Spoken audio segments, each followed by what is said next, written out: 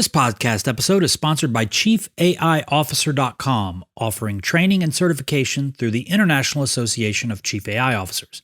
Interested in a new career or leveling up your value in the marketplace? ChiefAIOfficer.com can help. Welcome to Using AI at Work. I'm your host, Chris Nagle. Each week, we'll be learning how today's business owners, entrepreneurs, and ambitious professionals are getting more done with smart use of tomorrow's tech. Let's get started. I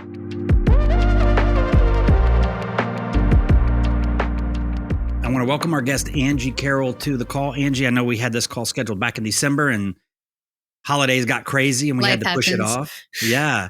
But we had a chance to connect before we started recording, and there's a lot of parallels with what you're doing and the experiences that I'm having. So I think this is going to be a fantastic conversation. So before we jump in, if you don't mind, just share with everybody kind of where you are now and how you arrived at that as far as being an AI expert. Well, I always hesitate to say AI expert to start with. Me too. Thank you, Chris, for having me on. My name is Angie. I had a marketing agency for 18 years. And like I said, the worst and the best time, I jumped out of my agency to pursue consulting. I actually pursued consulting to take control of my life, to not have employees anymore, to not work so much. And at the same time, I had AI on in my sights. Like, I knew it was coming. I knew it was going to transform my industry. And when I took on consulting, I was planning on infusing AI into everything that I did. But although saw AI coming, I didn't understand how big the transformation would be. So I jumped into consulting about 2.5 years ago with a specific intention of just doing it in the marketing lane. I was an expert in marketing, and I can confidently say that, and learning AI as I went. But then I jumped into doing consulting in AI marketing, and quickly the corporations that I was working with said, wait a second, the marketing teams are having success. How can we do this here? Generative AI touches everything everywhere. And so quickly I started becoming the person that could help all departments everywhere understand how to utilize generative AI. And so I became more of a broad scope AI adoption consultant from the very beginning. So, were you already using generative AI tools prior to the release of GPT 3.5 in November of 2022? Yes, we were at the marketing agency. We were already using the tools. I can't remember what the one was called, but like Jasper, Sure. AnyWord. I think it was called AnyWord. We were already using those tools, but nothing I had like that aha moment, like you just described as we were talking earlier. It was when I jumped into it using generative AI, like more as a focus instead of an afterthought. I was like, wow, this is changing everything. Yeah. And so when it became more of a focus was when I really saw the potential and started putting my emphasis on it. So these clients, once you started consulting, did you, was AI part of the narrative? Hey, I'm an AI marketer, or how'd that go? I can't say. So just to preface all this, it has not been easy peasy. Like, this has been a rough road. I think a lot of corporations heard in the beginning, we're talking 2 years ago, heard AI, didn't know what generative AI was versus what AI is and was and has been for the last 70 years. There's been an enormous education factor here. People wanted to do AI because they just wanted to be the first to say they were doing AI. Yeah. And to be quite honest, some of the CEOs that I worked with in the beginning just wanted to be the guy that in the room that told their buddies that they were doing AI. I'm just being real here. Sure. So I jumped into that right away with the kind of the CEOs that wanted to be that guy. And I saw that right away. I did start working with people and teaching the teams how to use generative AI, and it was great. But no one 2 years ago, none of the teams really even understood what generative AI was, the capabilities. And I'm in the Midwest, so I don't believe that we are in the forefront of adoption necessarily. Yeah, I do think that little sectors of us are. But yes, so in the beginning, it was just sort of there is a major disconnect with what I want to do, and my proposals and pitches were very clear. This is exactly what I want to do and what I plan to do, and what the vision of, or what the CEOs or executive teams thought that they wanted or understood what was going to happen here. So I jumped into roles and then very quickly understood that I needed to rethink my plan. So at the end of my first year, I kind of stopped working for everyone that I was working for and revisited my entire business model to rethink that and start over again. So it has been a constant iteration of what am I doing? Who am I working with? What do they know? What do I need to teach them? What are my service offerings? And it hasn't been really a straight up the ladder type of progress. It has been all over the place. You mentioned something about it hasn't been easy, right? Like people that might be listening to this and might think that I'm going to learn AI. And my experience was that being early, right, like you were, there was certainly interest, but it didn't necessarily translate into like overwhelming business flow necessarily. I don't know if being early was something that you realized like, oh my gosh, I'm early, and this is there's a lot of education that needs to take place. There's there's personal upskilling that needs to take place because you have to stay ahead of the clients and the curve and all that stuff. The challenges that you were talking about, talk to me about that. Where did they come from? What did that look like? Most of it is just that it's hard to answer that question in a simple way, but the challenges were enormous. They still are. They still are enormous. But most of my challenges stem from an executive team or leadership wanting to achieve what, the conferences and headlines say they can achieve with AI, but not wanting to invest in the literacy and education of their employees that are utilizing the technology. This is a huge disconnect. We need to train from the bottom up, is what I say, even though that sounds probably terrible. But I see a big disconnect in this is probably going to come off bad here, but I'm just going to straight up say it. Yeah. I think a lot of the upper level management and CEOs are seeing generative AI as a way to decrease workforce. Sure. And I think, why do you invest in the education and literacy of your workforce if part of your motive is to get rid of some of them? And I think that that's a major, it's a major problem. So I think that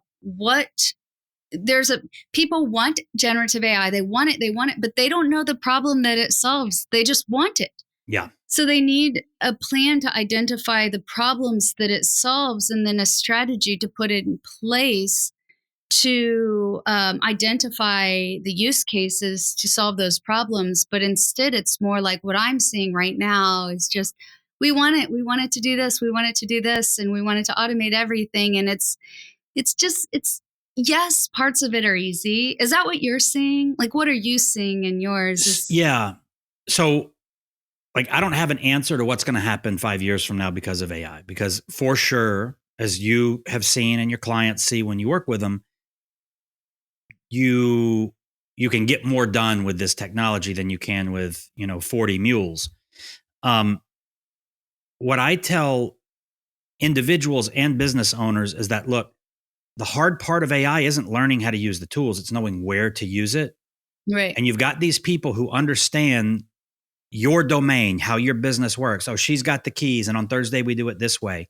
And if you come in and replace them with AI is not going to understand all of that operational nuance. Mm-hmm. So I tell people that they've done the hard part, and that's all the experience they've built in their career, so that when they learn the tools, which isn't hard, they're able to go, oh, I can use that here.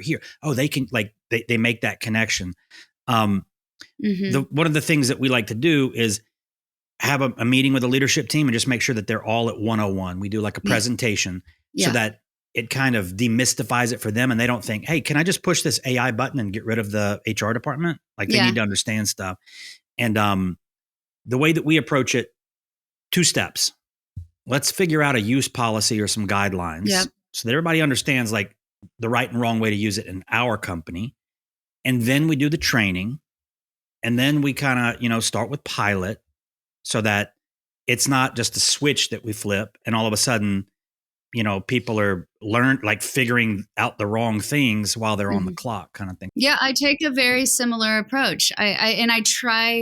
I try to take that similar approach, but I have been met with resistance even with CEOs that don't want to put policies in place because they don't understand the value of policies, which they think they're being forward thinking because they don't want to restrict their employees. But I explain it that by putting the policies in place, you're actually freeing your employees to experiment by giving them guardrails and giving them protection and letting them explore and experiment and not letting them go off the cliff.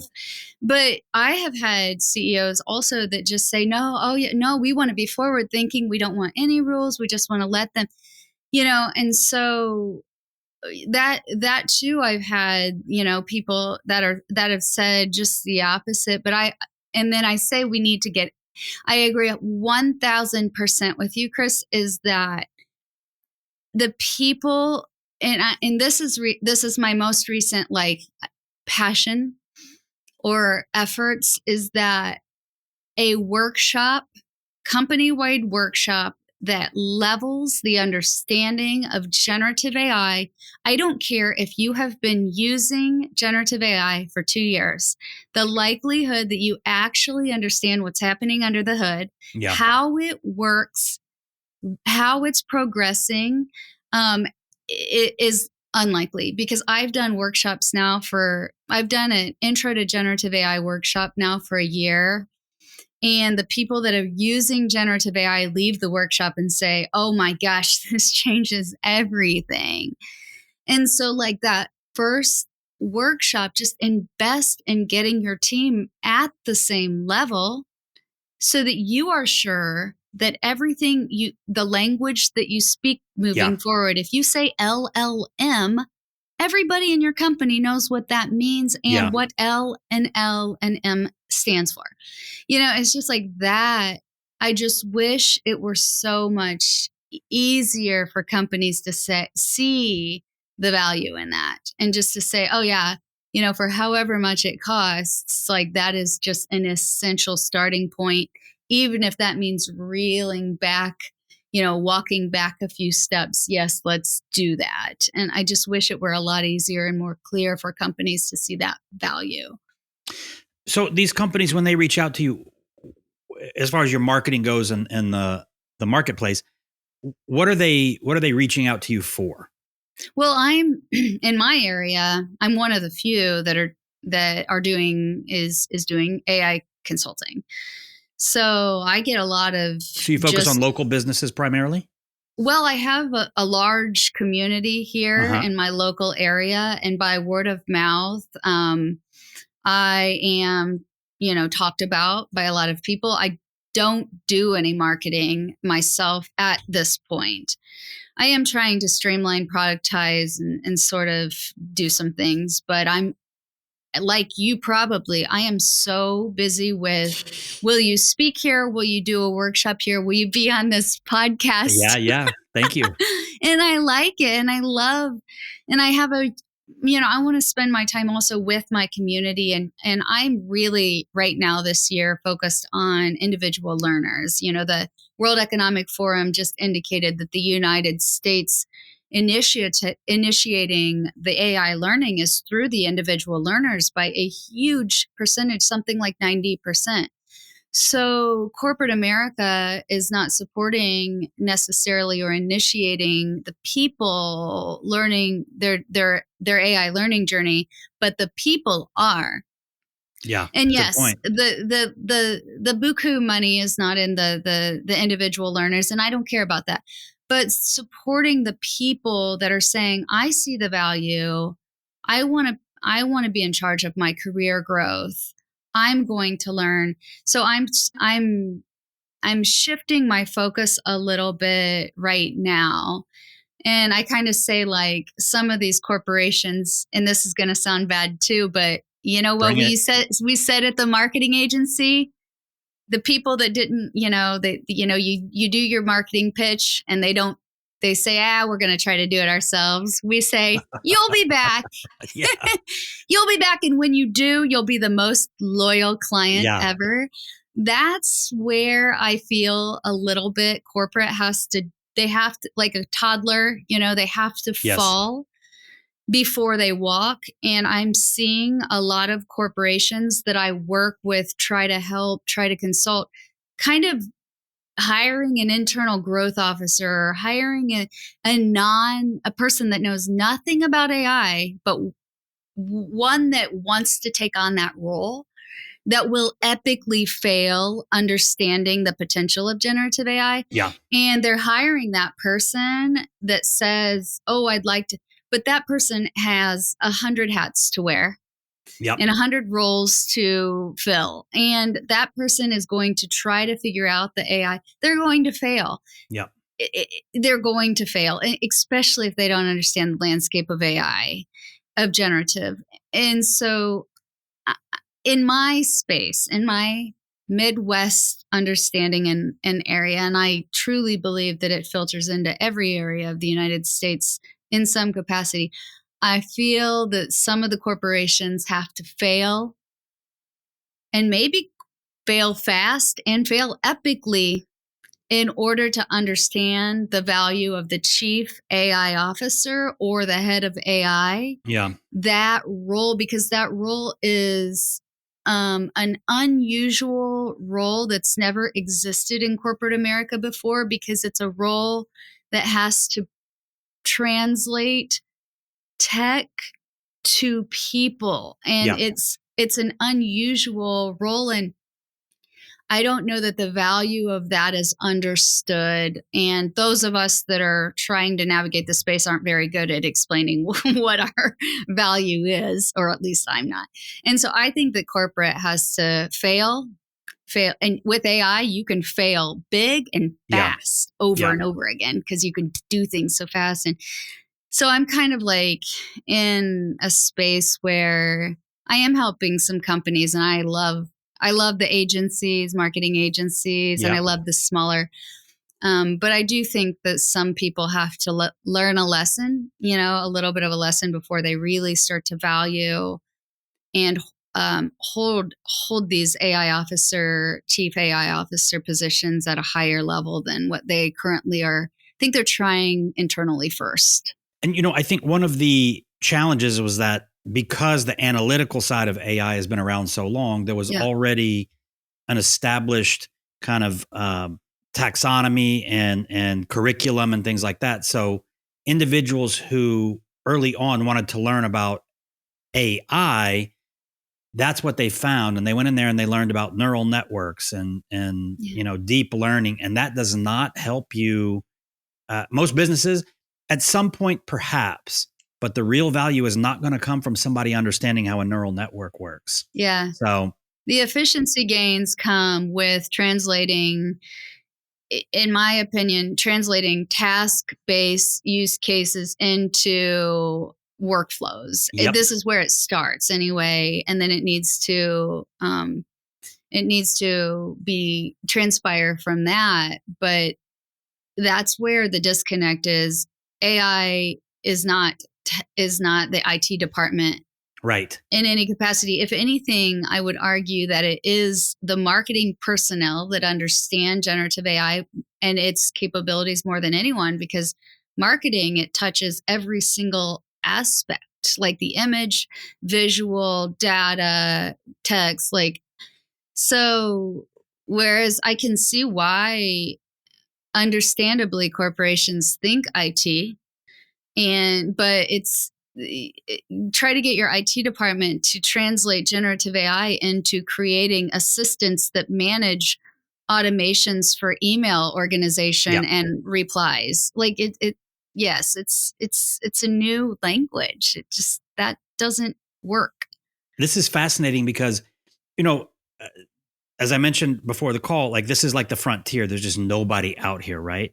Yet independently, we're seeing the same things. I agree on the IT side of things. If anything, IT has held, and for IT professionals listening, we love you in the generative AI world. Please don't. We need you. We love need you. But this is not an IT role. It's more like a domain. Somebody who understands the business. And they would agree. I mean, those that understand generative AI absolutely know this is not them. And when we talk to companies and they say, well, we don't have anybody using AI, I'd say, hold on, let me talk to the marketing team. Mm-hmm. Right? Because they've always been digital marketers are eager to test out new tools and things. So they weren't afraid of the technology. And so like those are some interesting parallels that you're experiencing that we're experiencing as well. So the individuals, you said the individual learners that you're talking to, who are they? Have you noticed a pattern? Oh my gosh. They're everyone everywhere. There's no pattern. And like we call them a diverse group of people. Like they're from, PhD at university to retired. A lot of retired individuals, which I love seeing. We see the same. Yeah. We see high school students that are trying to figure out, navigate their own learning journey, to people in corporations that the corporations aren't supporting AI adoption, or to people in corporations. At my last workshop last week, I had individuals from a corporation that is very successfully adopting AI, has been for years, and they're known for how well they've done it. But the marketing, the individuals are still looking at their screen saying, what do I do with this? To the people that there's a company well known that's also saying, absolutely never use this. We will not. We don't let you. Cannot use ChatGPT. So but the individuals are taking it on themselves to say, and I argue that the companies that say you cannot use AI, generative AI, are going to lose their employees, because these individuals are pursuing their own, they're taking their career into their own hands and saying, hey, yes, sorry, Charlie, I know that this is important for my future, so I'm learning. But there is absolutely no persona that you could put on the people that come to my workshops. There's nothing that you could do to define. They're everyone, everywhere, all ages, and all education levels, and everywhere. Are you noticing any patterns as far as like what the initial questions are, or the misassumptions? I don't know if that's the wrong assumptions that people might have before they get kind of tuned up on what's possible? There's the first two things, I guess, that always come up. I mean, in my community, it's been around long enough and so forth. We have constant conversations, but it's about these two things. It's how do I use it? How does it practically apply to me? Like, what are the practical applications? Because people are sick and tired of saying, oh, you can do this, this is amazing. People are like, yeah, but I see that all day long, but like, how does that what do I do with it? And then ethical concerns. Like, those are the two things that will be always, I joke around, like when I do a keynote or a speech or anything on stage and I open the door for questions, I will put money on the first question being, but what about copyright and ethical use? And which is rightfully so. I just say that's a topic for another person and another day. Good point. But it's that, like, there's a disconnect with what, OpenAI is saying. This is game changer. We've launched Operator. It controls your screen. It does, okay, you can book your flights. Okay, well, that means nothing to me, the everyday people. Yep. Like, they're still a year behind. So that's just like, they just want practical use cases. They just want to know, like, what are this 1,000 things that I've heard? What's the one thing that I can take and I can apply today to help move the needle forward? That's it. That's what I'm seeing. And they're frustrated and they're exhausted from hearing all this. Is it because they're trying to keep up, or what is, or they're like kind of scrambling and don't know, like don't have any stable data to attach to, this is the direction? They, if you've ever been in a position where you should do something, you should, and every day you kind of try, but you can't get anywhere, that's how everyone feels. Everyone knows they should learn generative AI and they're trying, but every time they look at their computer. I had someone say this to me last week at a meetup. I've been to a million conferences that have told me I need to create an AI assistant and how easy it is. It's so easy to do, but every single time, and this company has successfully adopted AI within every department of the huge company. She says, but every time I look at my computer, I know I should do this and I know it's so easy. Every time I look at my screen, I don't know where to start. Like I have no idea what I should do. And it's just, we've all been there. It's like a graphic designer looking at a blank screen in Photoshop saying, you need to design the most beautiful brand ever for a national brand. And everybody is waiting on this brand for you to design. Like how do you do that? Like, what's the first step you take? And that's what the individual learners need, is that gap filled. So that's what I'm trying to do, is just be there to also comfort them and tell them that this is easy to learn and it's okay to feel overwhelmed. If you're enjoying this episode and want to learn more about how to start using AI at work, we've made it easy for you. For just $1, you can have full access to the Chief AI Officer community, which will give you additional training, custom software, daily training calls on AI tools, using AI automations, getting more from your ChatGPT sessions, and the business of being an AI consultant. Simply go to chiefaiofficer.com/insiders to accelerate your AI journey. Now, back to the episode. Do you have a process? I know we were talking about StoryBrand earlier, and Donald's big on the 3 steps and that sort of thing. Do you have your 3 steps for a new user? For a new user? Like for somebody that's coming to you and it's like that individual, perhaps I see the little icon, the company's allowed me to use it, but what do I do next? No, I don't have anything like that. I should. I'm still in the formulating. Right now, what I'm doing is taking what I've taught in corporate America to teams. Yeah. And what I feel resonated most with those teams. And I'm refiguring those workshops into workshops to offer to my community. And so last week I taught how to build AI assistants through custom GPTs, Gemini gems, and Anthropic Claude projects. And so it's more right now what I'm trying. And it's really hard now that I'm a couple years ahead of everybody. As Donald Miller also says, is like, it's really hard to read the label when you're inside the bottle. Yep. So taking what I'm doing, if a new product is launched, I'm jumping into it and trying it and using it. Like I'm building assistants every day, multiple. So to teach what do my individual learners, how do I teach them that? Am I moving too fast? Am I not moving fast enough? Am I dumbing it down? Do I make them feel like idiots? Like I'm trying to figure out where the happy medium lies. And so the workshops that I'm doing right now, I'm just collecting a bunch of data, asking, what can I do better?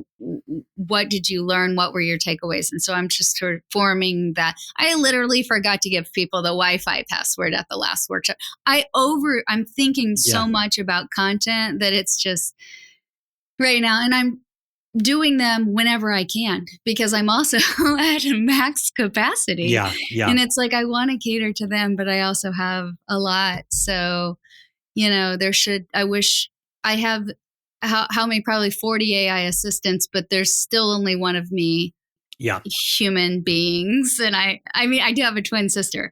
She does not do AI. Yeah. So it's make an avatar. Yeah. But those avatars still, they aren't exactly you. Not yet. Yes. So you mentioned that you're building assistants with custom GPTs, gems, and projects. Do you have one that you tend to lean on the most? I build 90% of my assistants, my functioning assistants, meaning not my personal coaches or strategy coaches, in with custom GPTs. For those who are listening, there you may not have even known about Gemini gems or Claude projects, but you may be familiar with custom GPTs. What has been the pros and cons of the other ones? Because I have a personal interest in that. Because I'm like you, everything I do is with custom GPTs as far as the assistants go. Well, gems. It's just for Google in general. I'm not a fan of Gemini itself, but I am a huge fan of Google products. Like their Notebook LM, Deep Research, like that stuff is not like my favorite products. But Gemini, and so I have not had any success in anything with AI assistants except for things I did build a market research, like a deep market researcher assistant, and that worked wonderfully in Gemini Gems. Okay. Anthropic Projects is strategy coach. I am a full focus, like Michael Hyatt's full focus strategy. Yeah. I built a coach for full focus and like things that are conversational or strategy, personal. I do in projects because I'm a huge fan of the way Claude has conversations. But when it comes to broad range capabilities, ChatGPT just for me, it's easier. I can do it immediately, and I have a system in place that it's just I can have it done in minutes, and so that's why I use it there. It's great advice. So for those of you listening, you hear about all these new LLMs that come out. DeepSeek came out last week, I guess.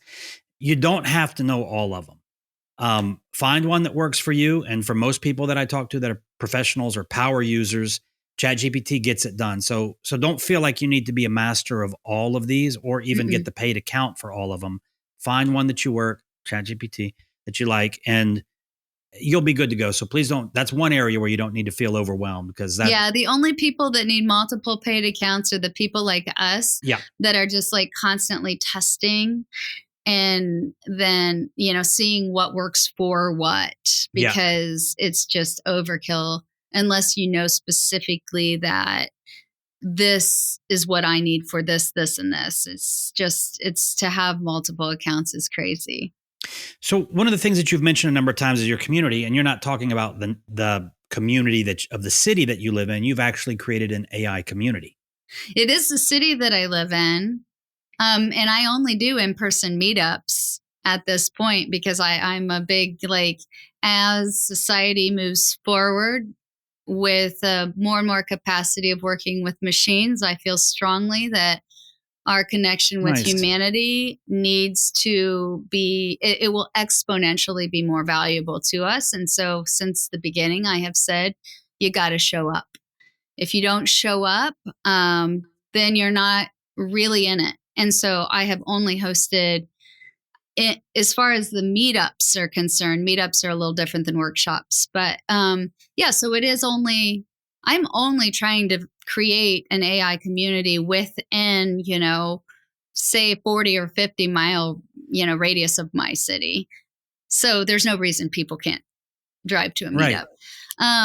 But yes, I just rallying up people because, first of all, we've decided that we want to be in charge of the narrative of how this plays out in society, or at least feel like we have a say. We are having a conversation about it. We may not end up being a part of that narrative, but at least we can have conversations that make us feel like we can relate to each other.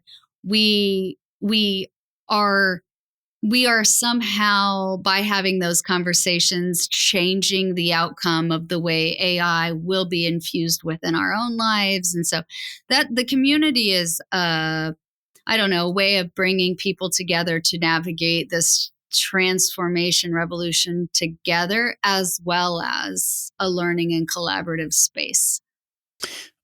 Do you encounter people when you do your meetups that you're like surprised at how advanced they are in the usage of it, or is everybody kind of what's the temperature in the room? Even people that have been using AI for many years, someone messaged me the other day and said, this is the first time, I've been using AI for years and this is the first time I felt like an absolute beginner again. Wow. Yeah. So I think I also sort of lead with, you have to keep a beginner's mindset no matter what. Like I started this whole conversation, I get called an expert all the time and I'm like, you kidding me? Like, not an expert. I have a hard time believing anyone's an expert in generative AI. It's moving so fast. But there are some people that are, especially in machine learning, which we overlap in machine learning and deep learning and in the community meetups. But there are people that are advanced that they still they sort of lead conversations as far as big picture societal impact and ethics and but they don't they're doing demos and they're showcasing their work, but you don't know they're super advanced. We have people that come and not in a negative way, but they have, we don't all agree. We had a great conversation last week about whether or not the individual should be in charge of their costs of learning AI or whether the corporation should pay. What was the outcome? There was, a person that strongly felt like the individual should be in charge of that, responsibility. And several people that were they in management or were they? Okay. Yeah. Okay. Mm-hmm. But we had such a great, robust conversation around it. No arguments. A lot of conversations surrounding education and whether or not AI should be used in the classroom. These are very controversial topics. And these are things that, we had, conversations when the child committed suicide after using character AI. These are conversations that need to happen, but everyone's afraid to talk about them. Like, look at you. These are society things. These are real things.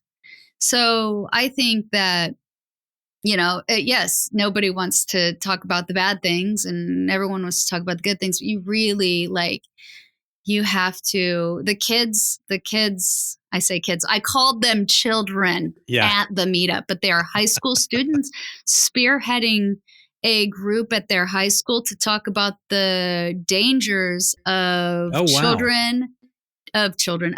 of the usage of AI to generate porn. These high school kids are starting, this needs to be talked about. The more we talk about it, the more the awareness is there.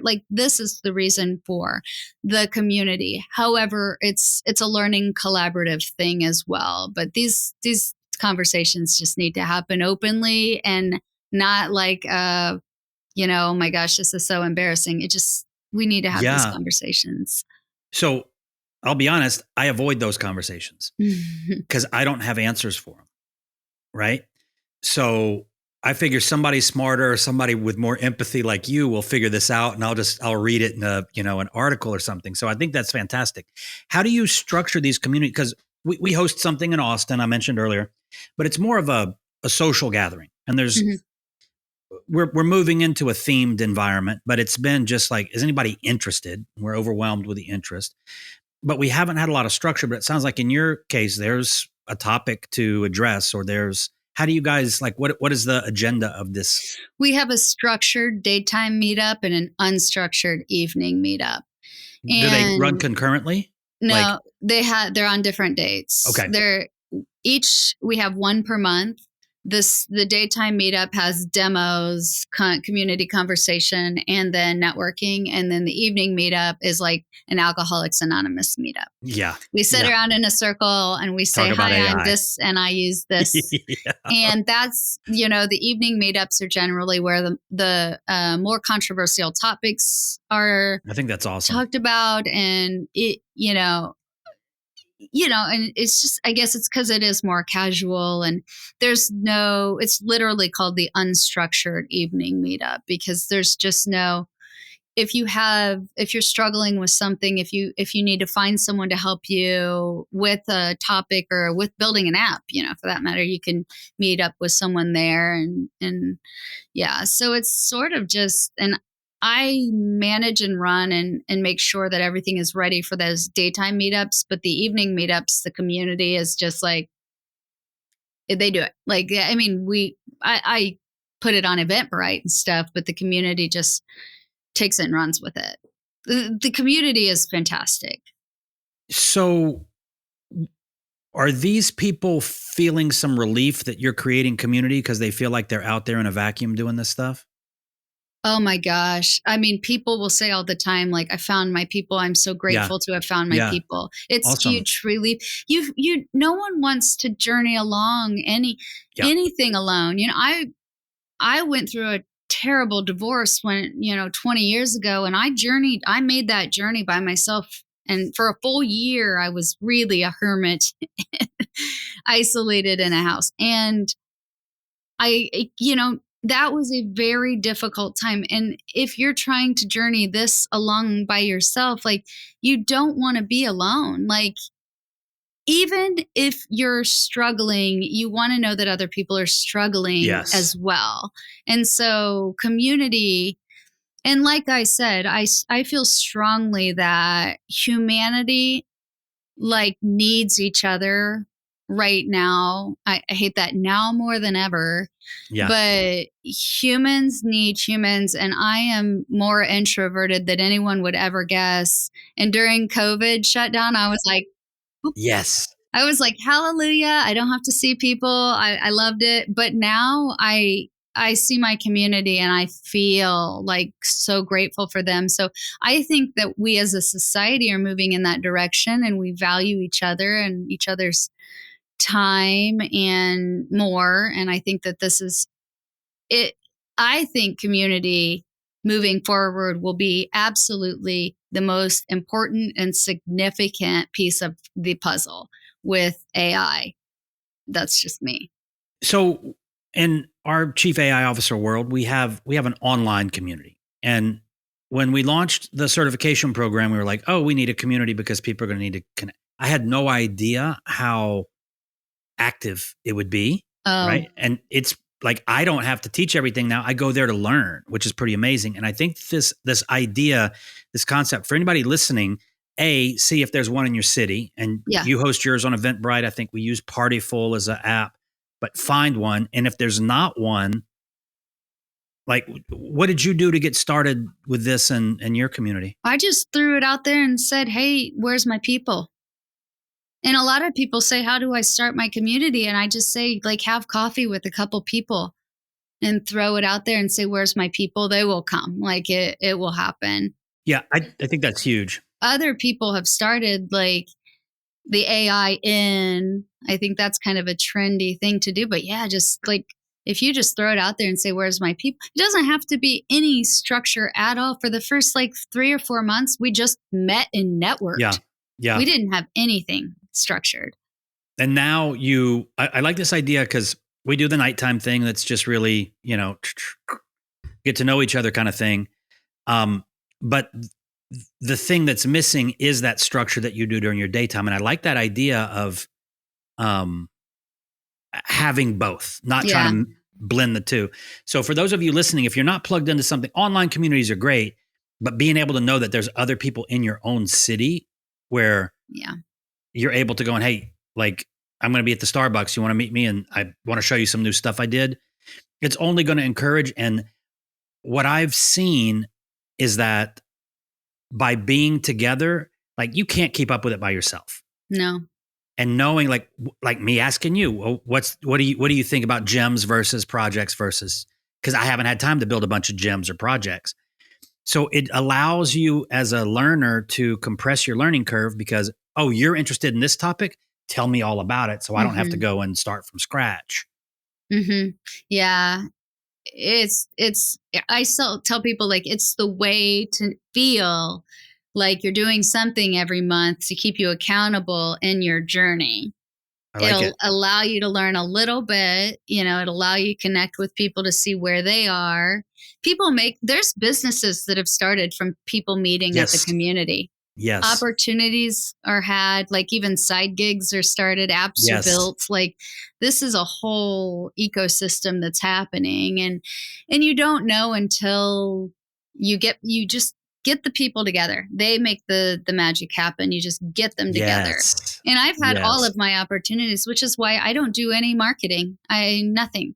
It's like all of my opportunities have come based on somebody connecting me with something in my community. In 10 months with zero marketing whatsoever, 688 people came through a community meetup. And we are a small, small town here. And that's with a lot of fear and anxiety about AI, a city that's not, actively encouraging or adopting. The people showed up. Almost 700 people. We had 26 states, like 6 different countries represented because they happened to be here visiting, but who cares? That's a detail.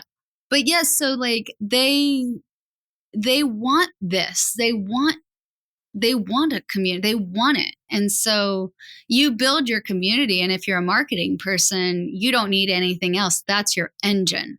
That is your marketing engine. That's all you need. Guys, I think that this is something that is really worth paying attention to.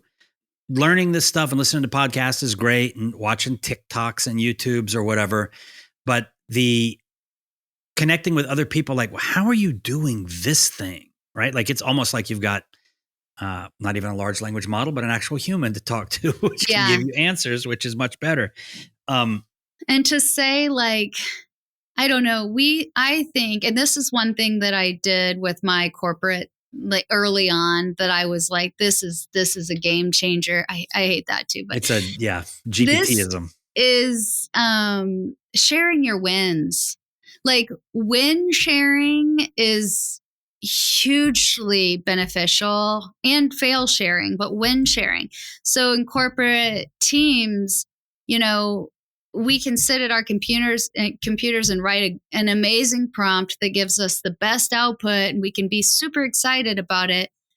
Where does that benefit anybody unless you tell somebody, this is what I did and this is how I did it? Yeah. So if you're an individual, solopreneur, working from home, like all of these scenarios where you're really siloed, where do you get to like share that and have that conversation with? And so sharing that with a community and just saying, I did this and it worked really well. That person will inevitably say, oh my gosh, that reminds me of this that I did. And just that exchange moves the needle enough for the following week, month, or whatever to keep you going. And I think that, I'm like, oh, I'm not going to mention that because everybody knows that, but they don't. No, right? They don't. Yeah, I do that too. I know what you're saying.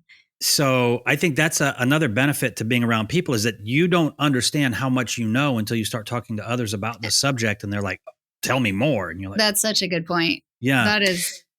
There's a few things that I guess we'll call them theses that have developed. Did you say theses or theses? I usually correct that, but yes, theses. I don't know what the plural of thesis is. I heard feces and I was like, oh, okay. Change of topic.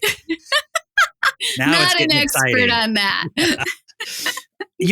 One of the theses, a thesis that I hold is, and I shared it with you before we started recording, and that was that people misunderstand. They think, oh my gosh, I have to prepare for some huge pivot in my career. And what I tell them is, no, all the career experience you bring, it's not you versus AI. It's you with AI.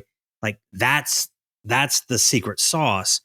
And do you have a thesis that you hold around things that you've kind of said, you know what, I don't hear a lot of people talking about this, but I think that it's relevant and it's accurate about the zeitgeist of generative AI in business? I'm on board, not to hijack your theses. I'm on board with you. And I'll take it in a little bit of a different angle. A lot of times we have retired people, retired folk, they call them retired folks, come into the workshops and come into the meetups, and they say, "Oh, I'm going to set the bar. I'm going to set the age bar higher here," or they say, "I'm just here to I'm the old guy in the room." Here, I'm learning and I'm observing that the more real world experience you have in life, in work, the more traumatic experiences you've been through and navigated through, the better you are with utilizing generative AI capabilities to the fullest extent of possibility, because communication, critical thinking, creativity, all of these things are only learned and achieved through living, living experiences. And I'm like you. I think that it does not replace your career, your job, or whatever. If you can find a way to utilize these things you've learned and what you understand and big picture, and then utilize that with generative AI, you are setting yourself up for success. So I believe that the retired folk that jump in, or the people that have reached a certain level of success in their career, they tend to say, "Oh, those young kids, they adopt this tech so fast and they learn so fast." And it's with generative AI, it's a paradigm shift with tech, because being able to clearly communicate to generative AI is it changes results being average to results being extraordinary. And I have two college students, and we don't know how to communicate clearly until we have learned criticism and learned how to take, or learned how to direct people. And so and I'm going, a little bit more probably into detail than you wanted, but no, it's great. I think that what most people think is that the young kids adopt generative AI and know how to use it. They know how to use ChatGPT and they know how to pick up the tools and build an app. But when it comes to getting extraordinary results with generative AI, you're talking the difference between pumping out a blog post versus getting like incredibly good prediction analysis, strategy. The people that are really great at the career field that they're in, or have lived a lot of life and understand how to, communicate well, and they use generative AI way better and understand how to utilize it way better, just jumping right into the tech, than the young tech savvy kids that are coming right out of college. So that's how I would answer that question is, and I love the retired folks that kind of say, "Oh, I'm just trying to keep my brain sharp." And I'm like, you're going to have a $1 million company in a year because your brain is sharp, and I love that they're still learning this. I think that's an interesting point, because and an easy assumption, if there was a new technology out there, most folks would assume that it's the more tech savvy of the group that are going to get the most benefit out of it. But my interpretation of what you just said, and I agree, I'd never really considered it, externally before, was that it boils down to you having the life experience to know what to ask it, right? To get that nuance out of it, rather than just, crank out 1,000 blog posts on a certain topic. It's, if this life situation occurs, or your understanding of how human dynamics work because of your career, because of your age or whatever, you are able to get into deep water with the models a lot faster with stuff. It's great that, as a marketer, you can appreciate, that email sequence is written. It's not 100%. I'm going to go back, but I don't have to start from scratch. I say the people jumping out of college, they know they want the fire, right? Yeah. They know they want the fire. But the people that have been in the career for a while, they know they want the heat, or they know they want the boiled water. And it's that, like, the people jumping out of they're trying to make the fire because they know fire is really, really important. They use ChatGPT to make the fire. But those that are out, they know what's past the fire, and so they want the heat. That's what I've been trying to kind of, like, in my head.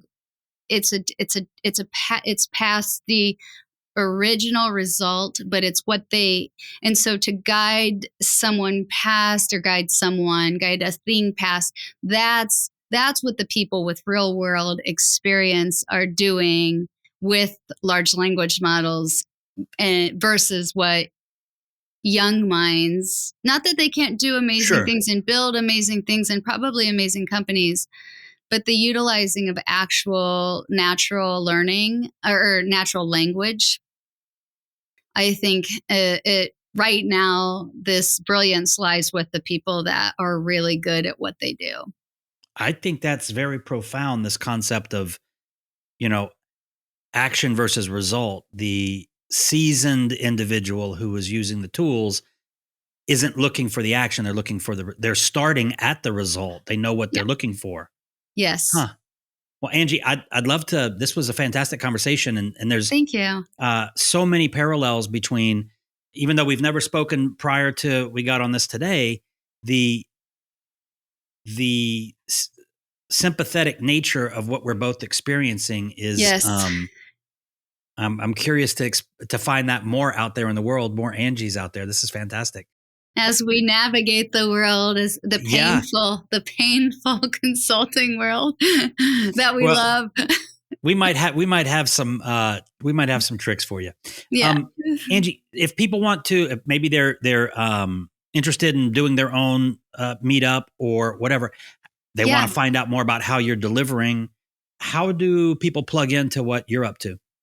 I mean, the very best way, I have a create, don't consume mantra. The only social media that I exist on is LinkedIn.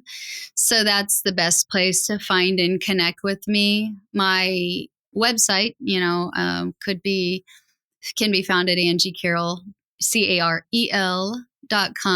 But in really the show notes. Just connecting with me on LinkedIn and shooting me a quick message.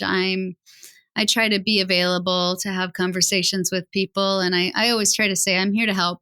I really, like we were just talking about before, there's plenty of room in this space. No one feels like anyone's stepping on toes or competitive, much like it is in the marketing industry. Like, generosity, here to help, trying to help move, literacy efforts forward and so forth. So LinkedIn would be the best way to. So I mentioned that one of our chief AI officers is in your community. I'm going to get you guys connected. And he and I are doing business together. If I'm ever up there, I'm going to make sure that I try and coincide that visit with one of those meetups, either the daytime or the nighttime. It'd be fantastic. There's another podcast recording right there. We can do it right here in the studio. Yeah, that's right. Very cool.